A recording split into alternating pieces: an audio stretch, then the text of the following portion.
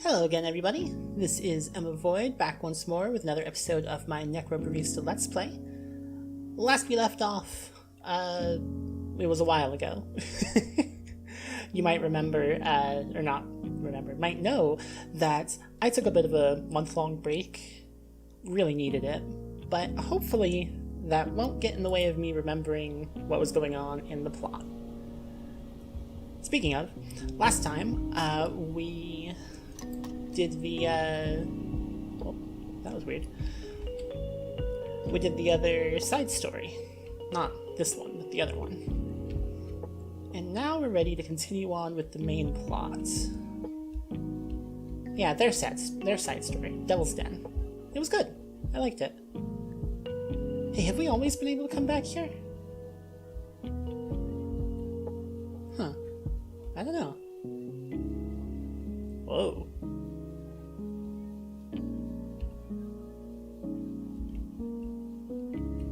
I guess maybe that's how they expect you to approach those two.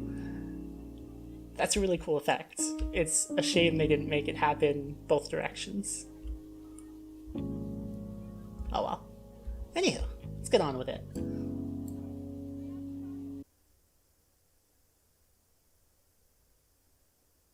Alright. Day 2, 10 p.m. the terminal. Hello? What was that? I said, can I get 2 lattes? Yeah, sure thing. You want those takeaway or not? For here, please. Go, take a seat. I'll bring it over. Whoa, someone's distracted. Ah, crap. You right, mate? Yeah, all good. I should really get Ashley to do this. Sorry, what? Nothing, just talking to myself. Alright. Where's the broom? Ashley, where's the broom? Ashley? I need a hand. Come help me.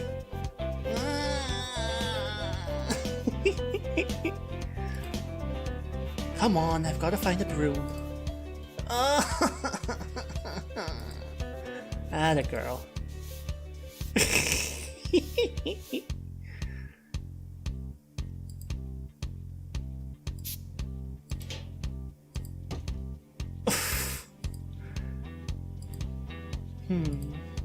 Hey, are any of your friends around? Probably.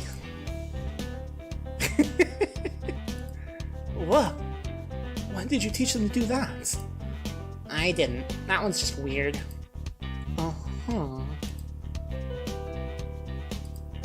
How are you doing, kiddo? Sleep deprivation's kicking in. Sometimes I feel like nobody ever sleeps in this cafe. Except Keishan. He has slept a lot while he's been here, hasn't he? It's because you keep getting him drunk. What? I haven't done that once. Not you. I mean, you. So, not me at all, but Maddie and Ned. Gotcha. Mm-hmm. Those brigands. You're telling me. How's Maddie doing? Well... Oh dear.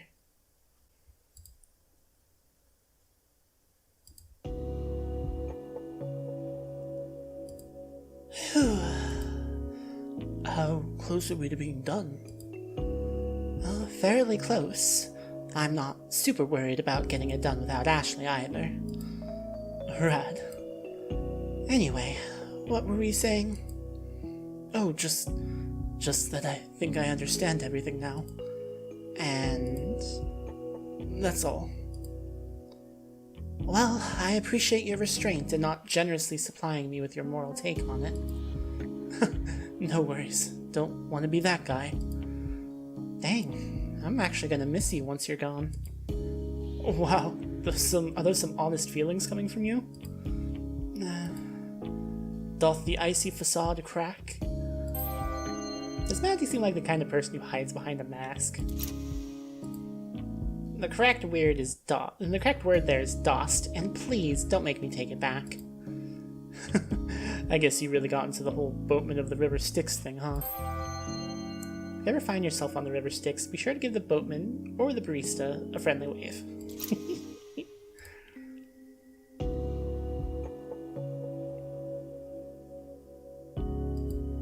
Is that what you think I am?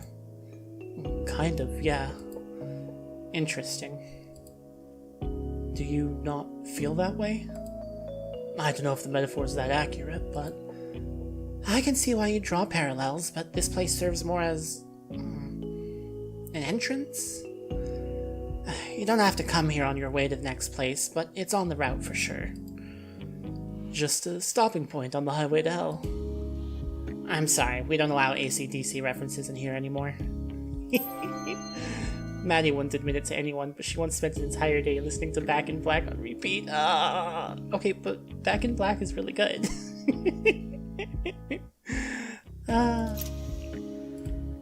Well, I tried. We're less on a highway and more just an embouchure to the Empyrean. If you want to get real fancy with the wording, that is. An entrance to heaven. Very roughly speaking, yeah. But hell, I haven't seen the other side, so I can't even say that for sure. I'm fairly certain there's something there, though, which, I don't know. I can't take comfort in that, I guess. I can take comfort in that, I guess. Oh, and speaking of comfort, how are you feeling? Like every particle in my body is slowly moving away from every other particle in my body. That was rather eloquent. Expressing your feelings eloquently doesn't make them more valid, but it can make them easier for other people to understand. What use is feeling pain if you can't find a fun way to describe it? Oof. My head friggin' hurts! Oh, amazing. It sucks and stuff. I keep telling you, the painkillers will take effect in a few minutes. I'm not gonna stop yelling about it until they do! I love Ashley. You know, some philosophers believe that experiencing pain is one of the best ways to make sure you know you're alive.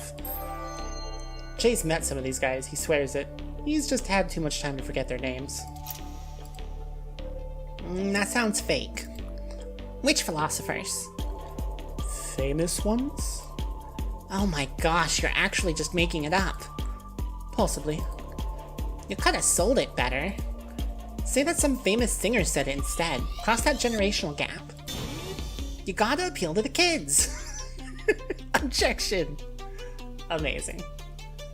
I feel like every time I do that, I just end up looking like one of those old guys who's afraid of wide-ranging societal shifts. Chase spent so much time being an old guy, he's almost begun doubting whether he was ever really young. Oof. Ouch. I mean, you are old. I'm not. You're like 6,000 years old. You gotta give me this one. Fine. How's your head feeling? It still sucks. How about we grab a drink and go sit outside? It's nice and cool out there. Do I have to? Yep. Amazing.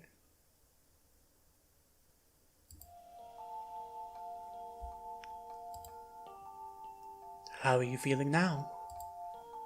Better. Marginally. These things existing at the margins still deserve attention. Indeed. Come on, I'm sure the drink isn't hurting. What even is this? I put 6 sugars in it? Aw, you know me so well.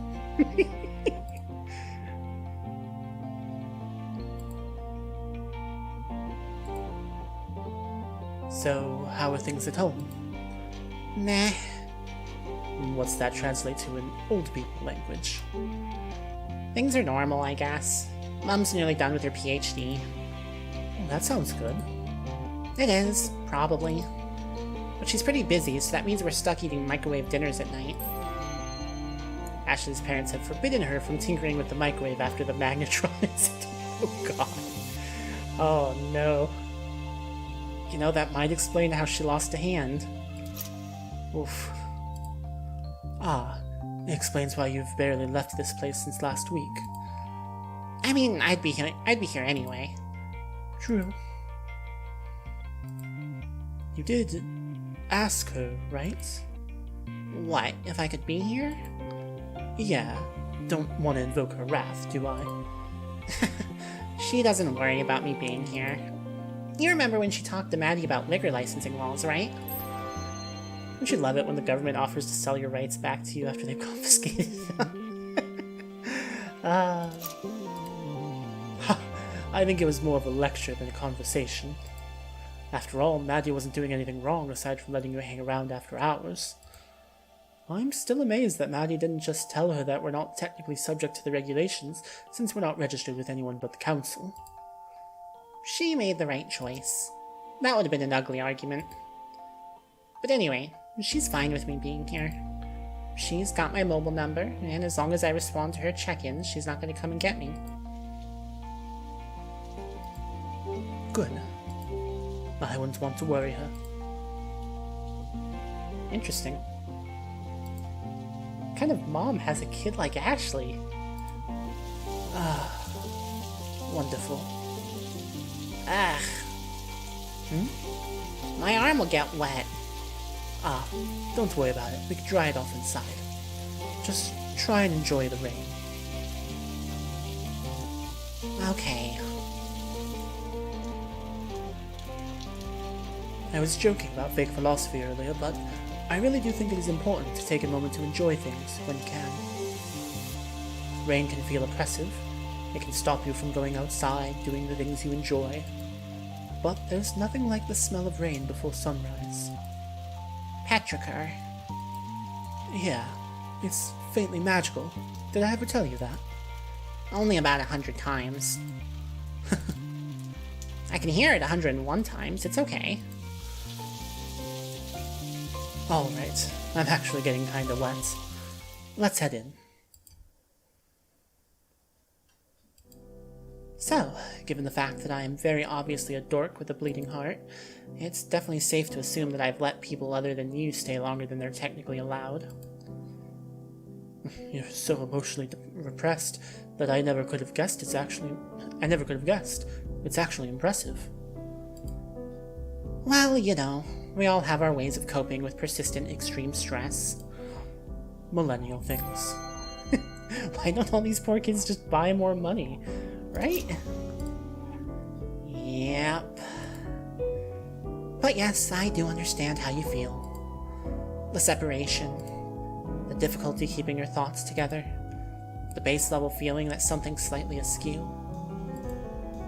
and the fact, not the feeling, that your time is up. Never loved facts. Me neither. Honestly, I think it feels like having a cold, just without any of the physical symptoms. I guess that description works too. Not quite as compelling as the one about your particles being repulsive, though. Oi, that's definitely not what I meant by that one. Isn't it? It's about time. I can't believe I created these beautiful creatures and you've turned them into dumb waiters. Alas, such is life. They gotta pay rent somehow, considering how many cups they drop. That's a feature, not a bug. It's to make them seem more alive. You've taught them to intentionally drop coffee cups in the name of verisimilitude. I'd hate for your little mechanical critters to be too good at their job. It would totally kill the vibe. Maybe? I'm gonna get Maddie to start ordering cheaper cups. See, I'm promoting efficiency in our procurement cycles. I hate whoever gave you that management book. I'm sensing some hostility. Do I need to talk to HR? Who's our human resources manager? I'm sure it's very good at its job, just not at bussing coffee.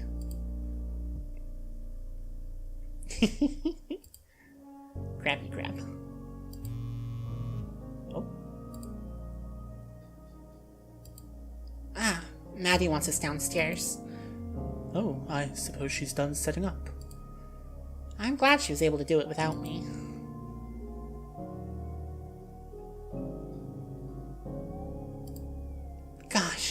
So proud. Taught her everything I know. You are a gremlin, you know that? Gremlins are often blamed for mechanical problems, so in Ashley's case, the description fits perfectly. Of course. Shall we? Aha! This looks familiar.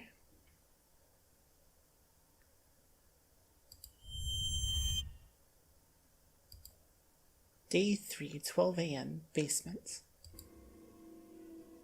Oh, this looks very familiar.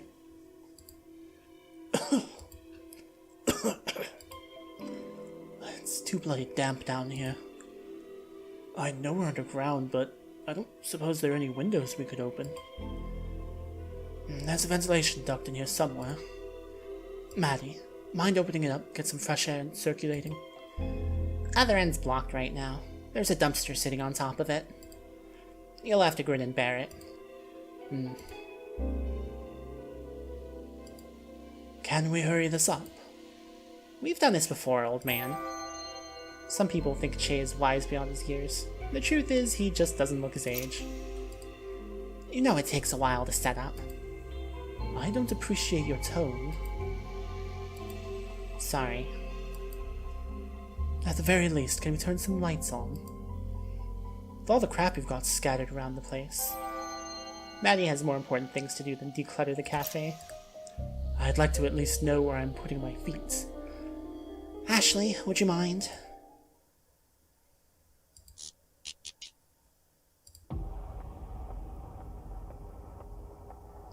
Huh.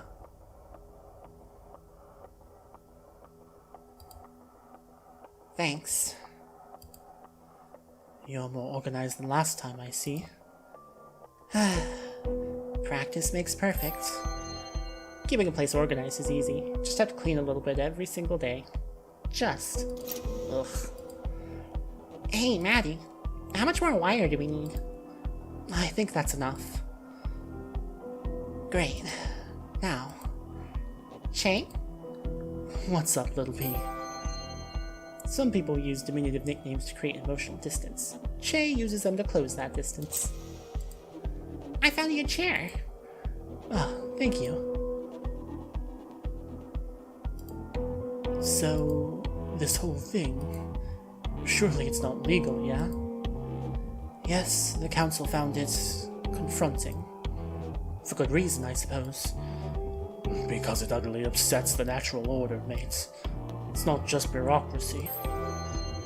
Sometimes the powers that be are willing to turn a blind eye, but patience and leniency are both in limited supply these days. Shush you. Most rules can be bent, after all. And Maddie has a particular fascination with breaking rules. Maddie says that the only reason she learned the rules is so she would know when to break them. She's only half joking. Hey, don't give her all the credit. Bah. Is this related to her gambling for time? Mm-hmm. So, the transfer was the same sort of magic we're doing now, yes. The council successfully suppressed all available information about it, though. Suppressing information doesn't make it go away, it just hides it from the eyes of people who lack the curiosity and persistence to uncover it. For good reason. What happens if something goes wrong? Well, you don't tend to mess it up more than once. Or try it again after you fail, for that matter. What do you even call this sort of magic, then? Question's irrelevant, because it's banned. Strictly verboten, off-limits, and likely to be met with a harsh penalty. Extremely cool? That's what I call it. Well, by definition, it's a conduit ritual. Rituals are boring. It's the consequences that you have to worry about. But hey, we're among friends, so we can call it what it really is. Necromancy. All those hours are in this tree. Why did you hoard the hours here instead of using them to pay off your debt? Why would I use them to pay off a debt if I could use them to save a life instead? Oh, shit. Alright. How can I help?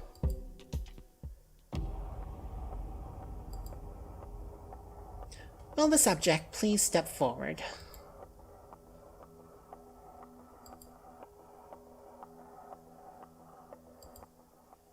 Council Gazette. We regret to inform you of the passing of Che Wu, the beloved fixture in the Australian alchemical community and owner of the terminal.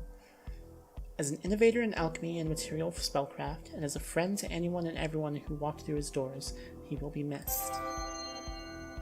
Friend, the best compliment a man like Che could ask for.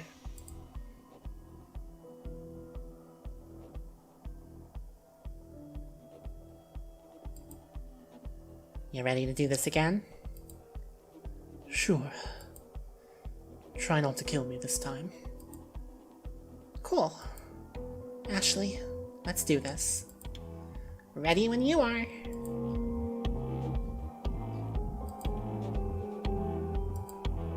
Oh, I hate this. You have reservations? It's unnatural to store hours in a non-sentient being like that. I can still feel pain, and this is a very painful process.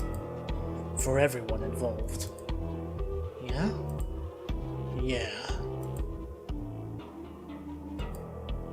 Guess it's time for us to watch the show. Let's see how badly this can go wrong.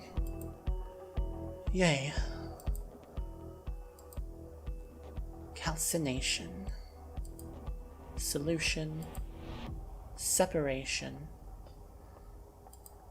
Conjunction. Putrefaction. Congelation. Cibation. Sublimation. Fermentation. Exaltation. Multiplication. Projection. Conjunction.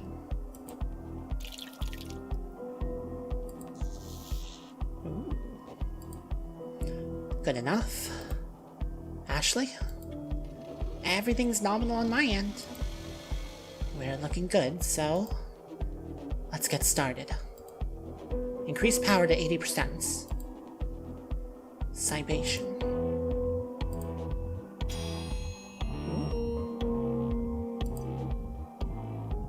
Smashy smash. Holding steady. Cool. Next segment. Activating. How are we doing? It's going fine. Conjunction's about halfway open. Just concentrate.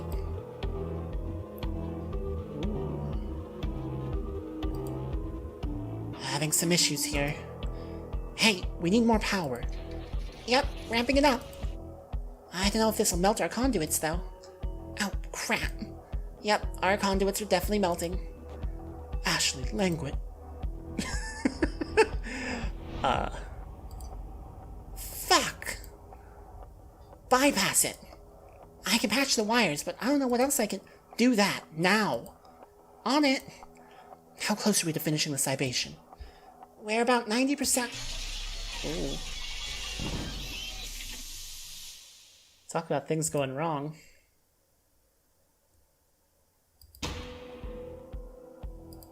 Shit! Shit! Are we gonna try again? I think I have to reinforce the wires and that'll fix it. Yes. We're gonna keep going until we make it through. Do or die. Reset, then, and start again. Reset then and start again. Okay. Calcination, separation, conjunction, libation. Ugh, not again. Just a couple seconds more. And you've got it.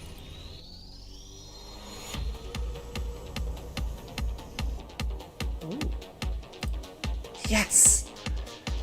Beginning sublimation. You got this, Maddie. You got this, Maddie. What's next? We've opened the connection, now all we've got to do is transfer the time. How are you feeling, Che? I don't know. Shay?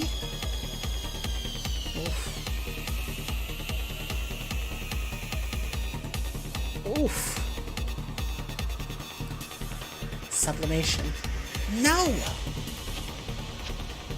Okay, we won't stop. We've gotten this far. I'm not giving up now, damn it. Maddie? I can't hold on to it. It's slipping out of my fingers. Energy levels are dropping again. See if you can keep it going for just a few more moments. Rerouting.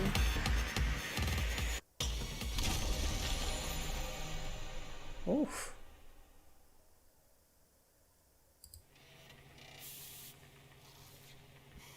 Huh. We could try it again? I don't plan on stopping. I think the conduit's only gonna last one more go. Then it's kaput. And maybe you're kaput, too. I don't know. Shit. Alright, Ashley. Take your position again and we'll get it this time. Stop. Just stop. No, I've nearly got it, I swear. You are not going to bring me back. No. I've humored this enough. You've done your best, but this task is beyond you. Aww. I need to move on. It's time to make your peace with this instead of trying to pervert the natural course of things. You never asked me if I wanted to stay. You just made the choice for me and hurt yourself and everyone around you in the process. Aww. Let me leave.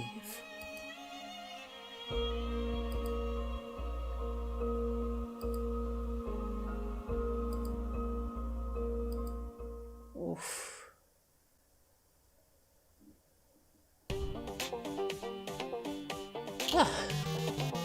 Jacoby, you're a goddamn bin chicken is what you are. What? No way. Crabs don't eat sushi or garbage. You don't know that. Yeah, well, you know what does eat sushi and garbage. Thresciornis molecula, otherwise known as the Australian bin chicken. We find that term offensive. It's actually we're actually white ibises. Aha! Ha! Incriminated yourself there. I'd expect nothing less from a bin chicken. Damn it. Okay, so moving on. Classic misdirection. Now, seriously, did you two see what happened back there?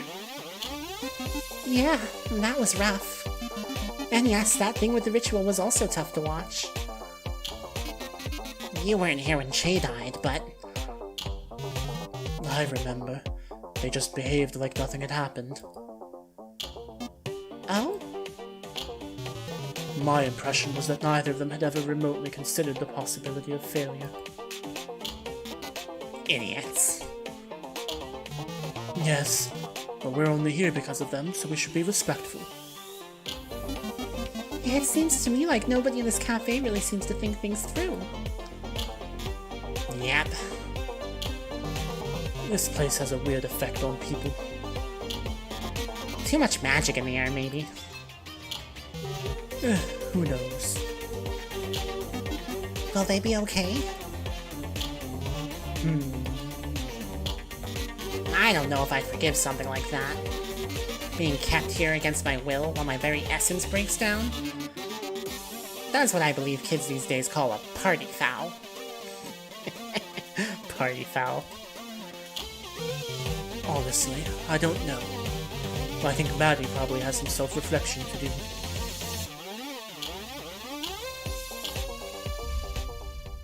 Yeah, no kidding. I love how they've got, like, kind of a Greek choir going on there. Pair of saps, aren't we?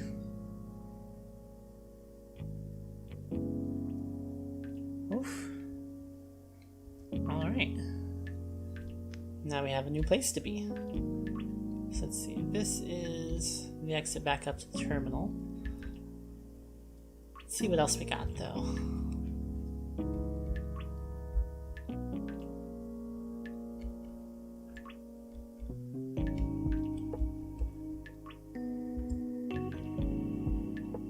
Ha!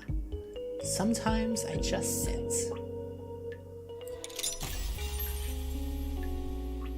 Che came down the stairs and noticed that Keishan was still seated at the counter, staring into a glass of something. It was a mixed drink of some kind, but it didn't look like coffee to Che. "You mind company?" said Che, leaning on the seat next to Keishan. "By all means. I don't see anyone else using that seat." "Well, you might have been using it," said Che, "as a buffer." "I'm not looking for conversation," said Keishan, "but I'm not really looking to avoid it either."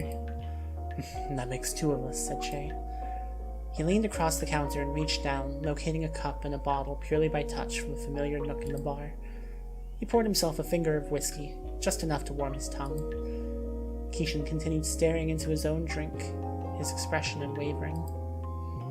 Che shrugged and sampled his own drink, feeling the warmth of the drink as the whiskey spread across his tongue and trickled down his throat. He set the glass down. The next few moments passed in silence as Keishan continued staring into his own glass, and Che absently turned his empty glass on the counter. Keishan finally broke the silence. "If you're waiting for me to finish off this drink so you can offer me some of whatever that is, you might be waiting a long time," said Keishan. "I wouldn't offer you this," said Che. "It's a special bottle, older than I am." "Something like that ought to be kept in private, don't you think?" said Keishan. Che shrugged. "I have no problem letting people sample it if they want it. This bottle has a way of never running empty. But a whiskey like this, you don't get it by just by sitting there passively. You have to at least take the step of asking for it, because it only gives when people are expecting to get. If I offer, it won't work." "Huh. Sounds like you have a bottle that is in the business of filling people's subconscious prophecies," said Keishan. "That does seem to be the case," said Che. "I try not to think about it. Bad juju." "Juju? Is that a real thing here?" "As real a thing here as it is anywhere," said Che. Keishan looked contemplative for a moment. "If the bottle's in the business of fulfilling people's expectations, what happens if I expect you to pour me a drink and find the bottle empty?" "Don't," said Che, cutting him off. "Don't even get me thinking about it. Because if I start thinking about it, it might happen. I've got a good thing going here. Don't jinx it." "All right," said Keishan. "Sorry if I messed with your mojo. Or juju, or whatever it is. I didn't mean to break anything." "It's not as fragile as that," said Che. "This isn't the first time I've had this conversation. Just, why play with fire if you don't have to, you know?" "I think I will have some of that whiskey," said Keishan. "Lord knows I'm not making any progress with this." He looked at the drink in front of him and pushed it aside. Che smiled and reached behind the counter for another glass, pouring a single finger for Keishan. Keishan took a sip. "That's smooth," he said. "I know," said Che. "They don't make them like they used to." "Well, they do, but they'll take a few more decades to get there." Keishan cleared his throat and started coughing. He pounded his chest with his fist and let out a wheeze before settling down. "You all right?" said Che. "Yeah," said Keishan. "I think I'm all right." Whatever rut Keishan had been in when he sat down, he seemed to be out of it by now. There was something about that dry whiskey that had a way of catching people's throats by surprise, and there was something about a coughing fit that had a way of getting butterflies out of the stomach. Maybe it wasn't much, but it was something. Che smiled as he put away the bottle, giving it an affectionate pat as he set it down. One less case of post-mortem depression in the world. "Good job, Pappy." "Huh. Interesting."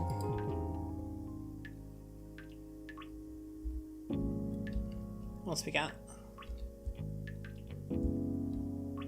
I feel like there's gotta be more in here somewhere. Oh, well there's one. We'll get to that in a sec. Double check for any. Aha! Here we go. Judgment 2. Ned leaned his back against the counter, resting both his elbows on the surface behind him. I'd appreciate if you wouldn't lean on my counter, said Maddie. Your counter? Yes, it is my counter, said Maddie, so please don't lean on it. Ned laughed. People lean on this counter all the time. Customers lean on this counter. You're not a customer. What if I ask for a drink? Then am I a customer? You reserve the right to refuse service to anyone, so no, simply requesting a drink would not make you a customer. A man with long, thin arms approached the counter. Can I get 2 lattes, 1 vanilla and 1 with soy milk? You got it, said Maddie. We'll have that right out for you. Thanks, said the thin man, who took a seat at a table near the entrance. Maddie preoccupied herself with making the drink. Hey, Che, said Ned. Che looked up. Do you ever feel like what you all do here is insignificant? Said Ned. Running the terminal. Making drinks, said Ned. You know, there's more to life than creature comforts. I enjoy coffee as much as the next guy, but it's not good to get too pampered. I'm not sure that enjoying a nice drink is what I'd call pampering, said Che. But if I had my choice between a pampered life and an unpampered one, I'd definitely pick the former. I say that as someone who's known what it's like to lead an unpampered life. Suppose so, said Ned. I just think that overindulging in creature comforts will be the downfall of civilization. Not that I'd have a problem with that. Civilization is pretty overrated as it is. I don't think that lattes are fueling a collapse of society, said Che. One might even say that the ability to walk into a cafe, ask for a drink, and have it made to order is civilization. I know what it's like to live in a world without air conditioning, said Ned. So do I, shouted from Maddie from across the room. I wasn't talking to you. And no, living in an apartment with no AC is not the same as living in a world without air conditioning, because when you lay in bed at night, you know at any time you could go out and buy a window unit. I'm not sure what your point is, said Che. Of course you don't, said Ned. Neither did the Romans. That didn't stop them from getting invaded. I know you're not that old, said Che. I don't have to be old when you've got books, said Ned. And these books had a chapter about how the Romans were caught completely unaware in air-conditioned cafes while sipping lattes as the invaders came to destroy their way of life. Precisely, said Ned. They were sitting indoors with the windows closed and couldn't hear the barbarians streaming into their lands. One moment you're sitting down in a recliner, the next you've got a spear through your chest. Che raised his eyebrows in a way that gave the impression of someone who had just rolled his eyes without wanting to invest the effort of having to roll his eyes. I think I'll take the recliner, and when I wind up with a spear in my chest, you can come and laugh at me, said Che. Sure, said Ned. Like I said, I've got no dog in this fight. I'm not offering advice, just judgment. You could go on doing whatever you want, and I'll keep thinking less of you for it. Che glared at Ned. Said Ned, not that I judge you. You know what it's like to have a hard life. I can tell from the calluses on your hands. You don't get those by accident. Ned lowered his voice and glanced at Maddie. But her, you and I both know that kids these days. Che grabbed Ned by the scruff of the neck and jerked him violently before softly speaking directly into his ear. Don't ever try and judge her, Ned. You don't know the first thing about what she's been through. Che let go of Ned's collar, but not before giving him a violent tug. Fine, I get it. You're protective, said Ned. Not everyone here is like your little protege. Like Mr. Scrawny over there. Jerked his thumb in the direction of the thin-armed man who was waiting his lattes. Same thing goes for him, said Che. What do you know about what he's been through? Who are you to judge? Ned raised his hands defensively. I'm just saying, times aren't what they used to be. You're right, times aren't what they used to be, said Che. And you know what I've learned from being around for quite a while? It doesn't get easier. I get stronger, but life doesn't get easier. So kindly fuck off with any of your kids these days bullshit. Sheesh, said Ned. You know, as old souls go, you're no fun to commiserate with. Sorry to be a disappointment, said Che. He stood up and started to walk away. It's odd, said Ned, not looking up. Che stopped and turned to him. What is? To see you give so much of a fuck, said Ned. I thought you had no fucks left to give. I have fucks left to give, but they're not as plentiful as they used to be, said Che. So I have to save them for the things I care a lot about. I was just bullshitting, you know, said Ned. Taking the piss out of everyone is supposed to be a recreational pastime. I was just working with the material in front of me. You're right about one thing, said Che, about our society being overrun with invaders who destroy our way of life. That's quite an about-face. Shay placed an arm around Ned and pointed at Maddie. Invader. Pointed at two 20-somethings chatting in the corner. Invaders. He pointed at an ashling scuttling across the floor. Tools of the invaders. The world used to belong to the likes of you and me, and now it doesn't. Every generation, a new generation comes, bringing their new ways with them, invading our world. Folks like you and I, we're the ones who have to worry about being caught unawares, because pretty soon the world is going to belong to people like them. In fact, I think that day may have already come, and we just haven't realized it yet. Cripes, said Ned. You make it sound so apocalyptic. Funny, said Shay. I thought I was being optimistic. That's pretty good. I like that. And it's because it was an air conditioner. Oh my goodness.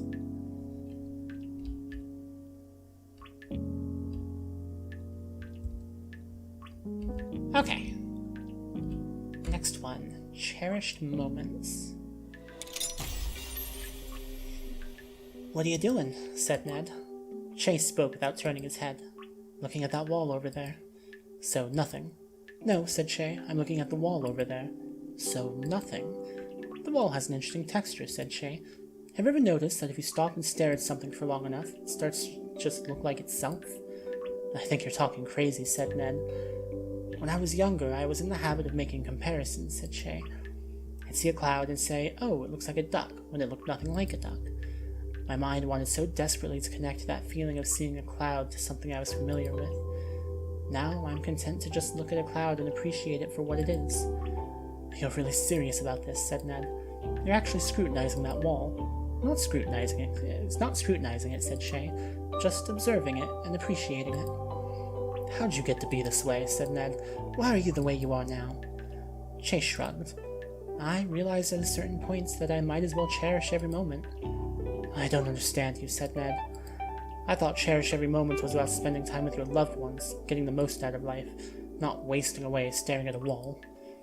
You're right, you don't understand me, said Shay. The only moments you can cherish are the ones you're with friends or family, or hearing a great song, or having a great meal, and that's just cherishing the precious moments. You're selectively choosing moments to cherish. I mean to cherish every moment. Standing in line at the store? Cherish it. Alone in a room with no one but yourself for company. Cherish it. That sounds impossible, said Ned. It's hard, not impossible, said Shay, but it gets easier when you practice. I'm not sure whether to pity you or envy you, said Ned. There you go again, said Shay, always trying to make the comparison. Looking at another person and considering whether to pity them because they're worse off than you, or envy you because they're better off. Never willing to just let them be what they are, and let yourself be what you are. Okay, now you're starting to sound profound. Shay grinned. Did I accidentally deliver a bit of cogent wisdom there? You might have, said Ned. I think if there's anyone who ought to appreciate what I'm saying, it's you, said Shay. You probably know better than most folks that not every day can be full of wonderful moments. Some days are just ordinary. Some days you've got little beyond your own thoughts for company. I guess I'm such good friends with my own thoughts that I forgot they were there, said Ned. Ned slumped next to Shay. What are you doing? Said Shay. I'm going to stare at this wall until it starts looking like itself, said Ned. There you go again, said Shay. Looking at something with an expectation of what it's going to look like. Got to let go of that, man. Fuck. Now you've got me thinking about my own brain. This is like one of those things where someone tells you not to think of an elephant, then it becomes impossible not to. I wasn't kidding when I said it was hard, said Shay. I also wasn't kidding when I said it gets easier with practice. Well then, said Ned, I guess I may as well start now. Huh. We're getting some interesting insights to the relationship between those two. Alright, is there anything else down here?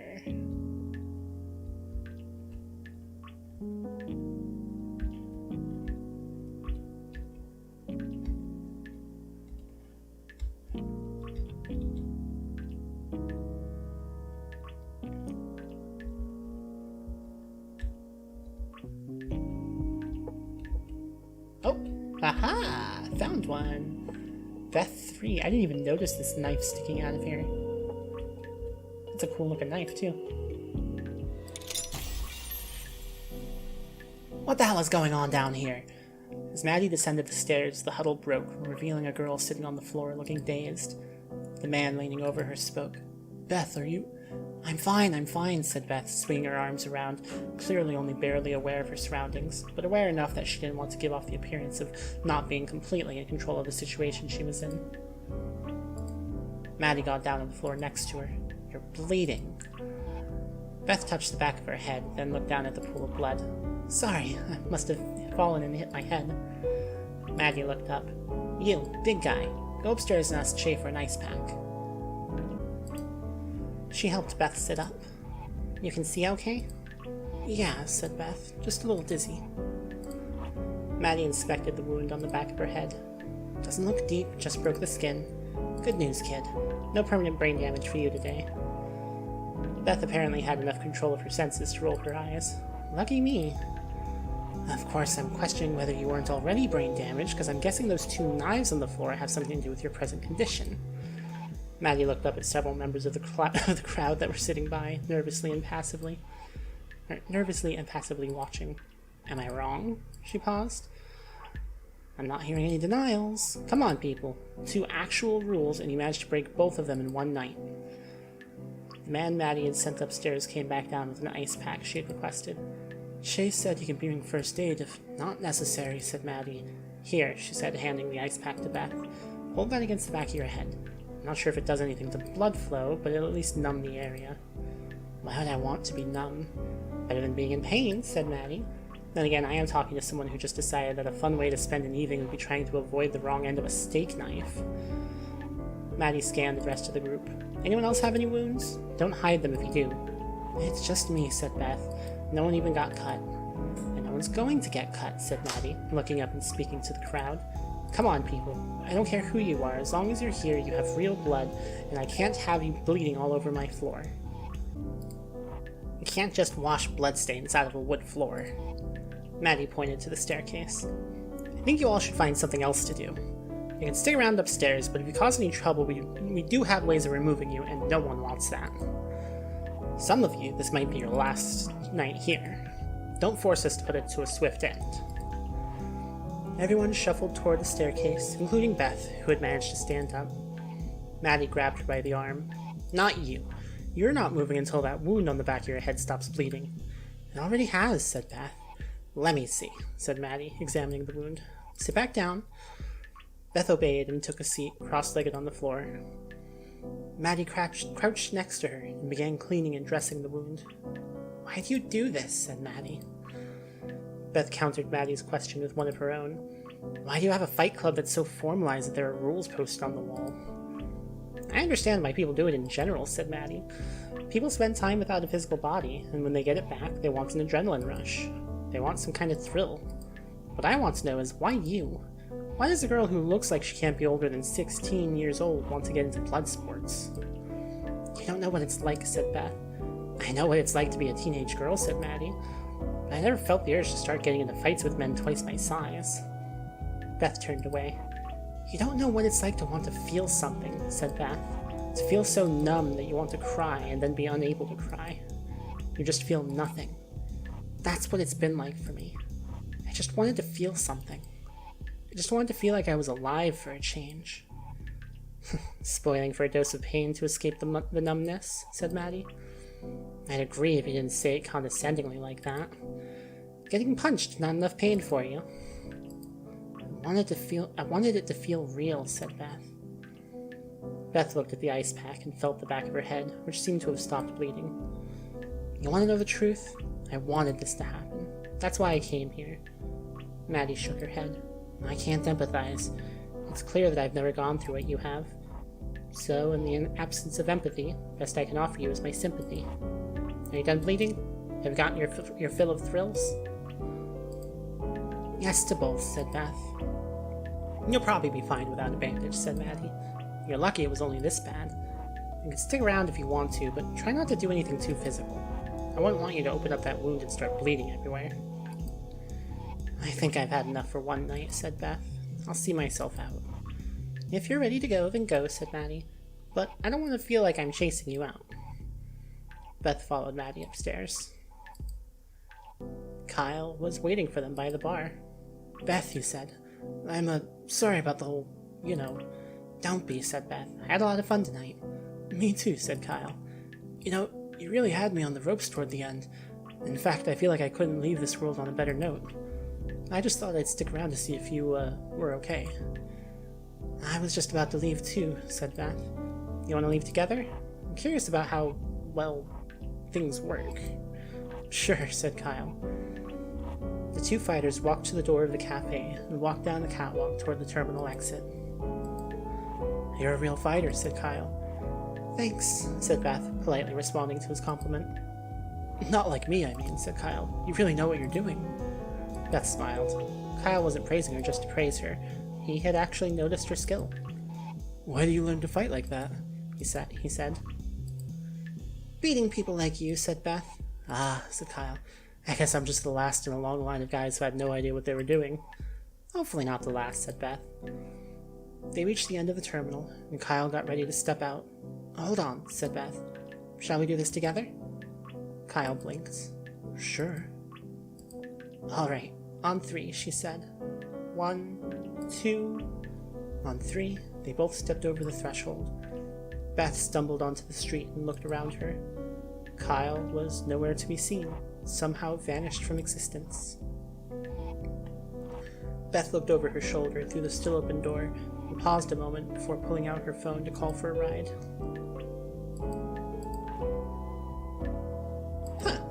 Alright, that was an interesting end to that story. And I think just the one more left. Who wants to live forever? Espresso machine's acting up again, Maddie sighed. Why does it have to be like this? It doesn't have to be like this, said Shay. You're right, said Maddie. It wasn't always like this. If you travel back in time far enough, you'll find an era where we had a working espresso machine. And if you travel even further back, you'll get to a time when espresso machines didn't exist, said Shay. Maddie reached below the counter for the bottle of Chardonnay she'd opened that morning. It was half empty. Is this the prelude to one of those moments where an old man tells me about how lucky we are to have things so easy? Nah, said Shay. Things aren't easier. In fact, they're harder. That's why you need all the modern technology to help deal with them. Shay nodded to the wine bottle in Maddie's hand. So you're gonna offer me some of that, or just keep squeezing its neck like you're trying to choke it? Maddie began pouring a drink for Shay. So what were things like back in the old days? Well, for one thing, we didn't need glasses back then. Glasses are not a new invention, old man. I've seen pictures of Benjamin Franklin. Well, yeah, we had glasses back then, but we didn't use them. We drank straight from the bottle. Har har. No, really, said Shay. Glasses are just one more thing to keep track of. One more thing to clean. It's much easier to just pass a bottle back and forth. That may be the case, said Maddie, but I'm sure our patrons appreciate the extra effort that goes into making sure they're always drinking from clean glasses. I'm sure they do, said Shay. That's another thing that's changed. Everyone's a connoisseur of whatever they're drinking. Is that you finger-wagging about how young people all have particular tastes? No, said Shay. At least, I don't think it is. I guess people are all enjoying the present moment more. Back when we drank sock juice, you were just doing whatever it took to get that stimulant into your bloodstream. Ditto for most depressants. Do I want to know what sock juice is? Said Maddie, because I'm fairly certain I don't. We didn't have coffee filters back then, said Shay, so you'd use a sock instead. Don't worry, we always used clean socks whenever they were available. Maddie closed her eyes, looking physically ill. Oh, no kidding. You were saying something about people enjoying the present moment before that thoroughly awful digression about how you made coffee. Yeah, said Shay. I know there's a stereotype about how in modern society no one is ever really present, but if anything, I feel like it's the other way around. Nowadays, people are all about enjoying the present moment. People used to be way more obsessed with where they were going. As in, where they were migrating to? In a manner of speaking, said Shay. Let's just say that I'm amazed how few people these days have come in here asking questions about heaven and hell. 100 years ago, if you caught someone on their way out of this world, the first thing they wanted to know was, which place is this? And after they found out they were on a temporary stop to the next place, they'd want to know where it was they were going. There's still plenty of that, said Maddie. Yeah, but a lot less of it, said Shay. And you know, I don't think it was a case of people's priorities suddenly changing once they found themselves standing on the precipice. There were people who used to describe themselves as God-fearing. It was just a part of life. And now it's not. He shrugged. I guess people found more important things to worry about. There wasn't a lot going on back then. He took a sip of the Chardonnay. Good thing I'm going to live forever. Worried he'd go to hell? Hell yes, said Shay. I've done way too much sinning to ever make it into heaven. You've done more good than ill for the world, said Maddie. I'm pretty sure that balances out. Probably have a positive balance. Nah, said Shay. I don't think it works like that. I'm pretty sure I'm just a bad person who happens to do good things most of the time. Well, it might not be good enough for heaven, but it's good enough for me, said Maddie. So I guess it is a good thing that you're going to live forever.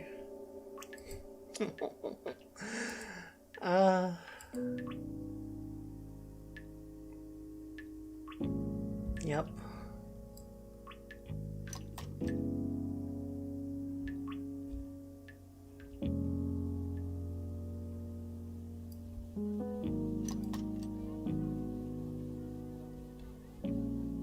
Alright.